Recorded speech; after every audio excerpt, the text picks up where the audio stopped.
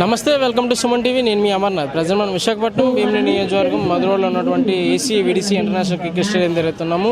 So మనం చూడవచ్చు, ఈరోజు తెలుగు సెలబ్రిటీ క్రికెట్ లీగ్ 2026 అయితే కనుక జరుగుతున్న పరిస్థితి. ప్రజెంట్ టీం అయితే కనుక మార్నింగ్ మ్యాచ్ కంప్లీట్ అయింది. ఇంకొక మ్యాచ్ అయితే ఇప్పుడు స్టార్ట్ అవుతుంది, police team versus TV Kings.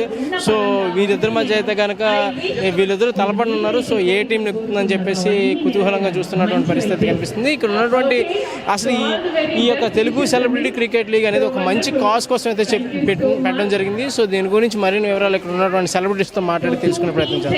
అయితే సూర్య ఉన్నారు. టీసీసీఎల్ ఒక మంచి కాజ్ ఈ మ్యాచ్ కండక్ట్ చేయడానికి కూడా, దీని గురించి ఏం చెప్తారు? సో స్పోర్ట్స్ అనేది ఎప్పుడు ప్రతి ఒక్కరు కనెక్ట్ అయ్యేటువంటి ఒక బ్యూటిఫుల్ ఎలిమెంట్. దాన్ని ఒక సోషల్ కాజ్ కోసం ఆడడం అండ్ ఇంతమందిని ఆర్టిస్టులను అందరినీ, పొలిటీషియన్స్ని, పోలీసులని అందరినీ ఒక చోటకి తీసుకొచ్చి ఒక అవేర్నెస్ క్రియేట్ చేయడం అనేది such a great thing. I'm so happy to be part of this.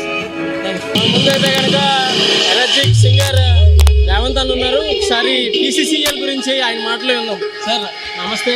ఒక మంచి కాజ్ కోసం మ్యాచ్ జరుగుతుంది కాబట్టి సెలబ్రిటీస్, పొలిటీషియన్స్ అందరూ లైక్ డిపార్ట్మెంట్ కావచ్చు, తర్వాత టీవీ సీరియల్స్ కావచ్చు, సింగర్స్ కావచ్చు, డాన్సర్స్ కావచ్చు, అందరం కలిసి ఆడుతున్నాం ఒక మంచి కాజ్ కోసం.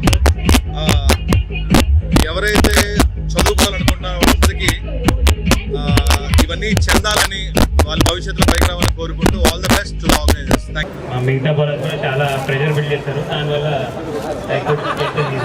అండ్ విత్ దిస్ పర్ఫార్మెన్స్ మీరు సాటిస్ఫై అయ్యారా, లేదంటే ఇంకా బియాండ్ దట్ వెళ్దాం అనుకుంటున్నారా? there's always hope to get better and better every time. So probably next time if we continue this performance